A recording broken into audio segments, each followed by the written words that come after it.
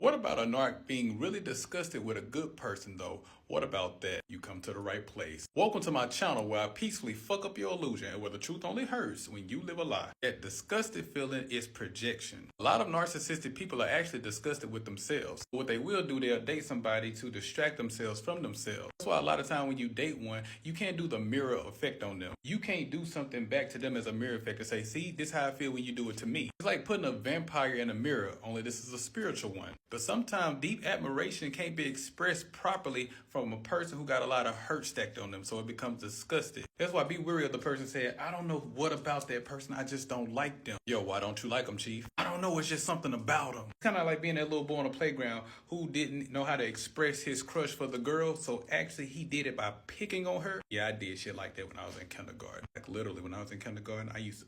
We'll talk about that later. Back to what I'm saying though. He's not really looking at you with disgust, because something that disgusts you kind of grosses you out, whether it's mentally, physically, spiritually, or financially. But the real reason why I look at you with anger is because how the hell can you be still standing up after all the shit I put you through? Literally, I put you through the stops. I mentally abused you, physically abused you, financially abused you. I verbally abused you, and yet you're still fucking glowing. Yet everybody still wants you. What the fuck? It's kind of like getting whooped by an abuser parent and you don't cry. Yes, an abuser parent. You ever had that mama that was whooping you and you didn't cry? She was like, oh, you ain't gonna cry? And then she tried to turn it up a notch. Because the people that do shit to you in life, they wanted to have some type of power. They wanted to hold some type of weight. When it doesn't go through, it pisses them off. After all this energy, I push you down, and yet you still rise. You still are great. You still this shining light. Of course I'm gonna look at you with anger. Almost 10% of the time when they looking at you with disgust and you're a good person, it's really because they envy who you really are. They could be jealous of your family. They could be jealous of the relationship that you have with your friends. That's why there's a 48 laws of power say avoid the unhappy and the unlucky. That's in the 48 laws of power. Because sometimes you could be dating somebody and you could be loving them, trying to build them up. They actually jealous of the background you come from. You come from a house where everybody was healthy, happy, good family, all that shit. They come from a house where nobody stood each other, everybody was stingy,